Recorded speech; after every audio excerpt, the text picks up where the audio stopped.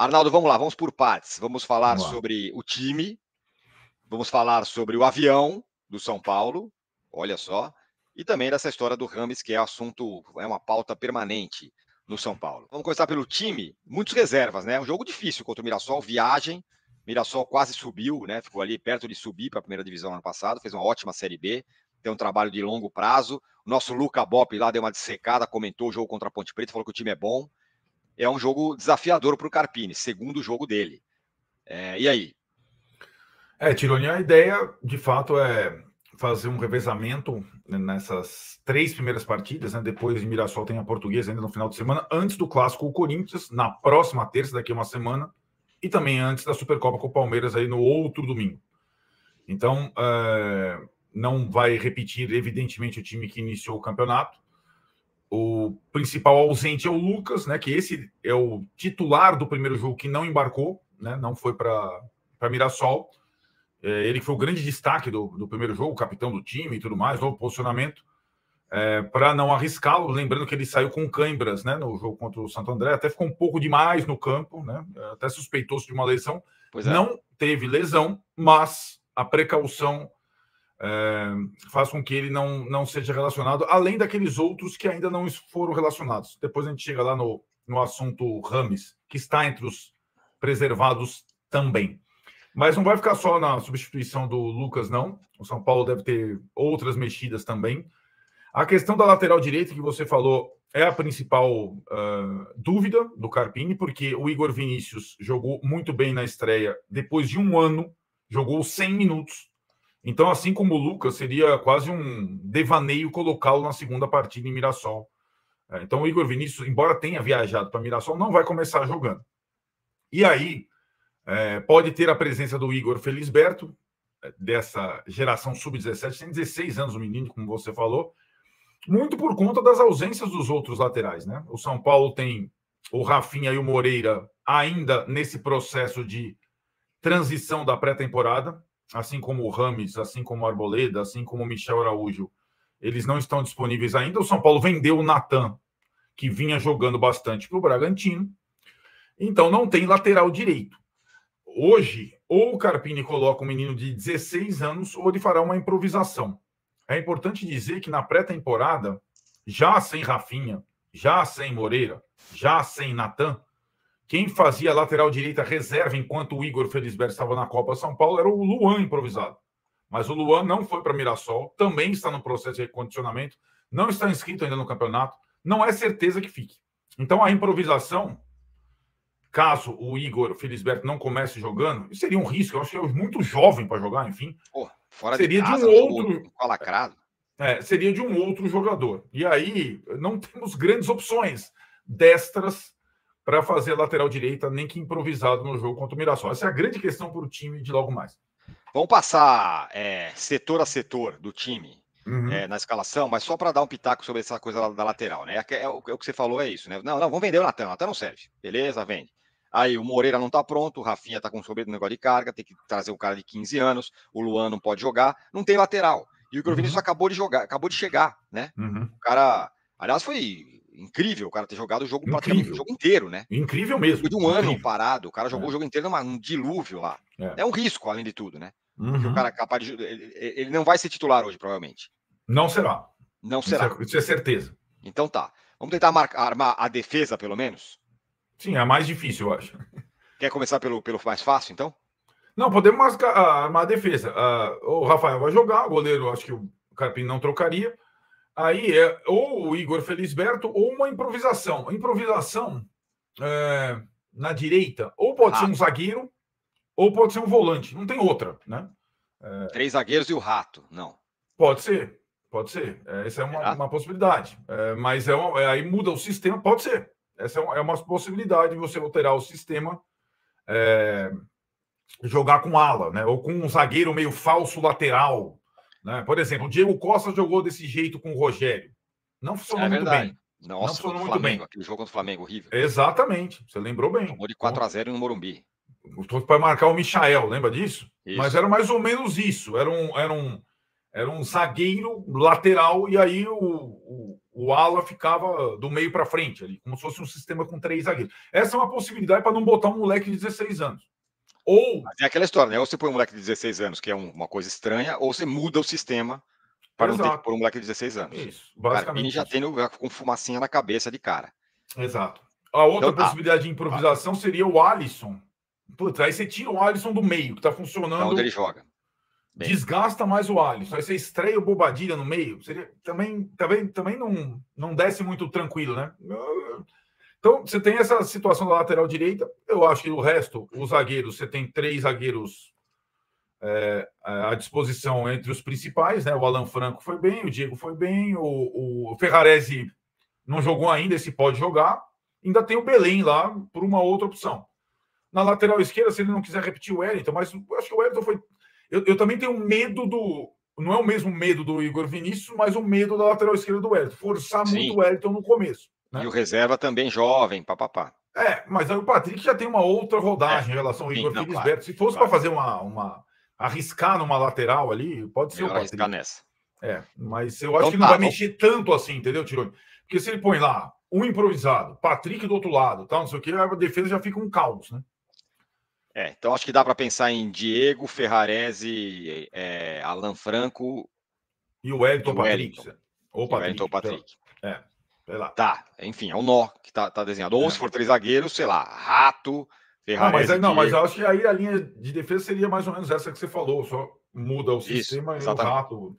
Isso, Diego, Ferraresi, Alan Franco e um lateral. Meio, eu também. Aí tá. Vai poupar os caras já? Pablo Maia e Alisson? Acho que o Pablo não. Eu imagino. O Pablo não é um jogador que. Acho que ele, quanto ele mais joga, ele é muito jovem, acho que não precisaria. Eu acho que o Pablo Maia ele não mexeria nesse início. Até porque o Luiz Gustavo ainda, né, depois ficou muito tempo sem jogar. Acho que ele vai entrar aos poucos. Acho que o Pablo Maia joga, não seria um problema. Não mexeria. Eu imagino o Carpini ali.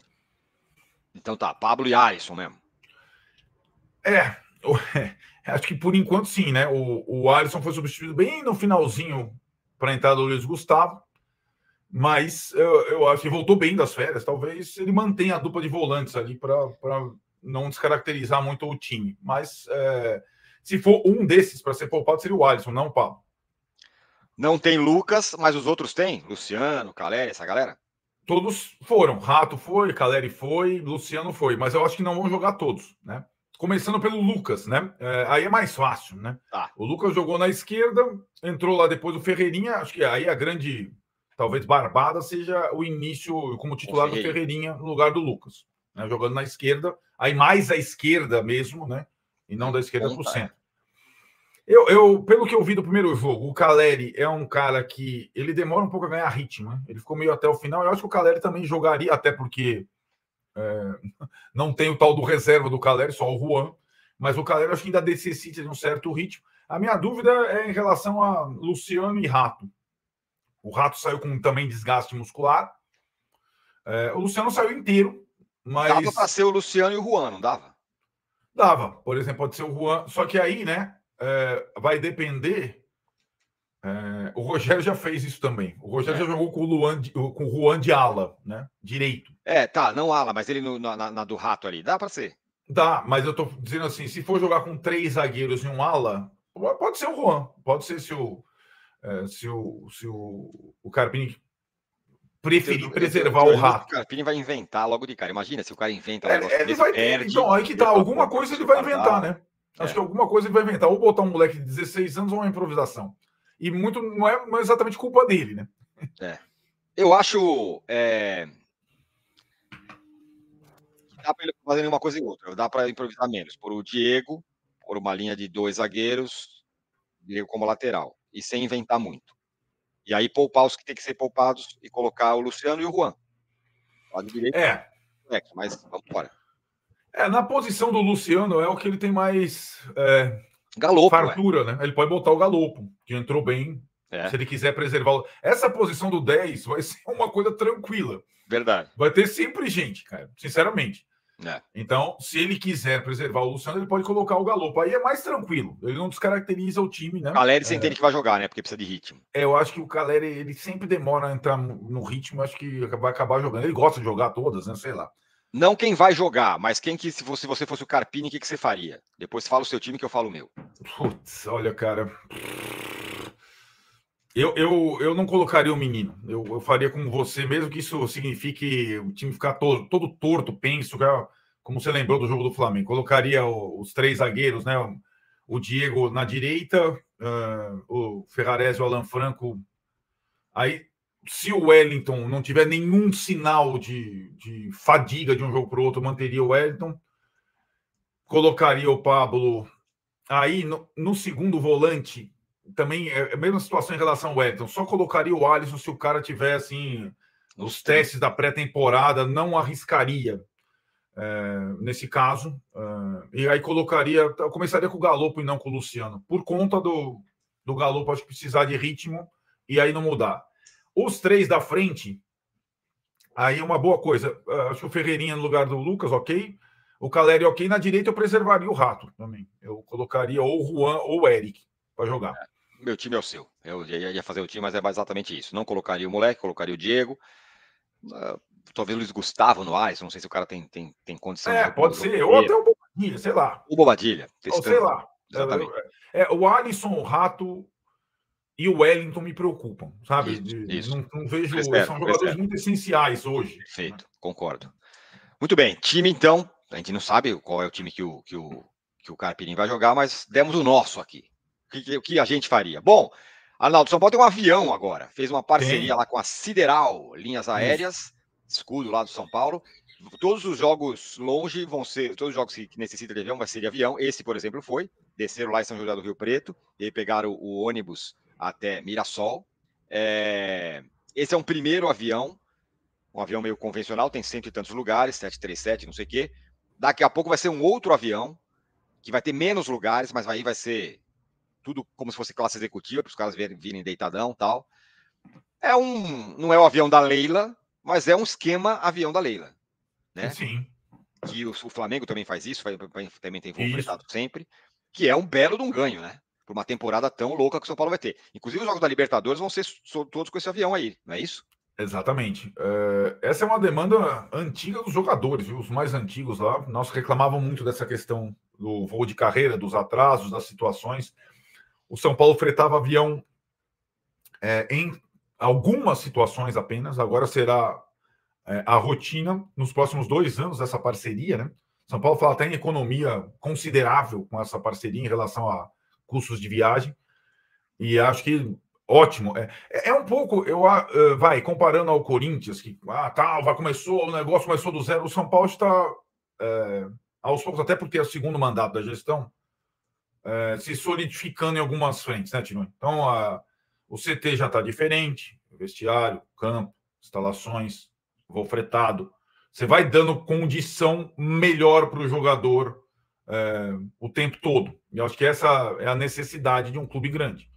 Sim. E acho que isso é muito importante nessa temporada maluca, sobretudo quando o calendário apertar e tudo mais. Mirassol é a viagem mais longa do Paulista para o São Paulo, e o São Paulo já foi de voo fretado. O resto são tudo viagens próximas, bem próximas. Aí não seria nem avião, mas para essa sim. Né?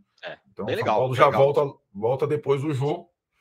Lembrando que o jogo é 7h30 e aquela coisa, Paulistão, aquela coisa, na Cazé TV e no Paulistão Play. Não tem TV tradicional transmitindo Mirassol e São Paulo. E assim será na próxima terça no Corinthians e São Paulo. Mesmo horário, mesma transmissão.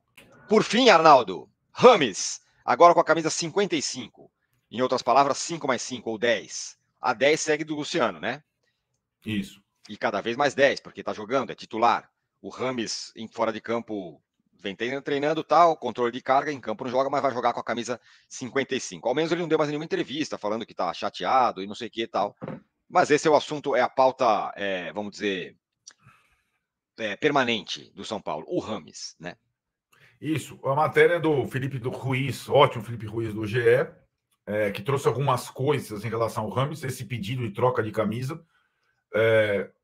5 mais 5 é 10, como você falou, assim como 1 mais 9, que ele vestia 19, dá 10, né? E ele jogou com essa camisa no Porto por conta da soma dos números darem 10. Ele é entusiasta e fanático da camisa 10. Me parece ser, segundo o Felipe também apurou, uma ideia de virada de página, ano novo, vida nova, etc. e tal, camisa nova. Imagino que a nova fornecedora de material também capitalize nessa situação toda, né? Um novo número, tal. E o Rames, segundo a matéria do Felipe também, voltou com um pequeno desequilíbrio muscular. Isso teria adiado a volta dele à lista de relacionados. E assim como aqueles outros que ainda não foram para o banco, Rafinha, Arboleda, Michel Araújo, Moreira, tal, estaria sendo preparado para semana que vem, a partir do jogo com o Corinthians. Eu vejo uma pequena diferença nesses casos todos. Eu acho que a questão do Arboleda é muito mais pela pré-temporada menor que os outros, né? Ele se apresentou depois dos outros, mas ele não tem problemas como o Rames, o Moreira, o Rafinha e o Michel Araújo. Acho que o Arboleda está decidindo a questão contratual também, prorrogação de contrato, aquela bagunça toda. O empresário dele é um caos. Eu acho que o Arboleda, em termos físicos, já estaria em condição para o jogo com a Portuguesa, se for o caso, né? O Rames um pouco mais para frente, mas é aquilo, né, Tironi? Ele não vai, imagino, assim como todos os outros, exceção do Arboleda, voltar para jogar. Acho que ele vai voltar para entrar aos poucos, né? Então, a previsão, segundo a matéria do Felipe, é que na semana que vem ele esteja à disposição, enfim, do Carpinho, com a camisa 55. Muito bem. Nem ele, só para terminar, nem ele, nem o Moreira, nem o Rafinha e nem o Michel Araújo foram inscritos. O Moreira até foi inscrito. Nem ele, nem o Rafinha e nem o Michel Araújo foram inscritos ainda no Campeonato Paulista. O Moreira e o Arboleda já foram. Mas tem vaga. São Paulo tem 4 vagas. Isso. 3 seriam já essas aí. Rames, Rafinha e Michel Araújo. E a 4ª vaga ainda está indefinida. Luan, algum outro reforço, enfim, essa é a previsão. Deixe seus comentários aqui, não esquece de se inscrever no canal, galera. Ativar o sininho. Obrigado pela sua presença por aqui, obrigado pela sua parceria. Beleza?